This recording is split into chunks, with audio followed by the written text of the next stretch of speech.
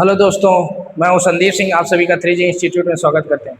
दोस्तों, हमने इसके पहले एक संविधान का विशेषता नामक एक अध्याय थर्ड पढ़ाया था आपको। अध्याय तीसरा था वो संविधान की विशेषता। अब नेक्स्ट इसमें बढ़ते हैं संविधान की प्रस्तावना में। अध्याय चौथा है संविधान की प्रस्तावना। संविधान की प्रस्तावना की जो विशेष भूमिका है, संविधान की प्रस्तावना का मतलब है संविधान का परिचय एवं संविधान का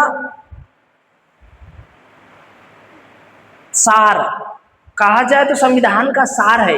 प्रस्तावना क्या है? संविधान की भूमिका है या परिचय है या संविधान का सार है? क्या है? संविधान का सार है। क्या संविधान की प्रस्तावना संविधान का सार है? फिर 42वें संविधान संशोधन 1976 से इसी संविधान में समाजवादी, धर्मनिरपेक्ष, अखंडता नामक शब्द जोड़ा गया इसके संविधान में। फिर संविधान के स्रोत क्या है? आपको हमने इसके नेक्स्ट वीडियो में संविधान की विशेषता में बताया था कि हमारा संविधान की विशेषता है कि हमारा संविधान कई देशों के संविधानों से सीख कर बना है, वहां से कुछ अर्जित करके बना है। जैसे हमारा ब्रिटेन का संविधान, अमेरिका का संविधान, फ्रांस का संविधान, जर्मनी, जापान का संविधान, ऑस्ट्रेलिया के संविधान से, दक्षिण अफ्रीका के संविधान से, कनाडा, आयरलैंड और रूस के संविधान से हमने कुछ न कुछ अर्जित किया है और अपनी संविधान में रखा है। तो संविधान की प्रस्तावना में भी कई ऐसे तत्व हैं जिन तत्वों को हमने अन्य देशों से एक्सेप्ट करके, इन सब देशों से एक्सेप्ट करके रखा है। जैसे संविधान की प्रस्तावना में आता है प्रस्तावना के तत्व। और प्रस्तावना के तत्व का है, संविधान का प्रस्तावना का तत्व क्या है कि अधिकार का स्रोत है। संविधान की प्रस्तावना अधिकार का स्रोत है। किसके? लोगों के, जनता के अधिकार का स्रोत है प्रस्तावना।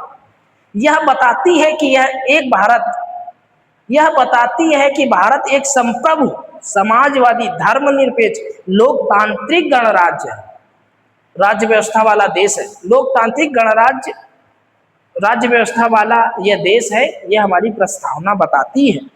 और यह बताती है कि प्रस्तावना के मुख्य तत्व क्या हैं। हमारी प्रस्तावना के मुख्य तत्व हैं संप्रभुता, समाजवादी, धर्म के, लोकतांत्रिक गणराज्य, न्याय, स्वतंत्रता, समानता और बंधुत्व की बात करती है हमारी प्रस्तावना।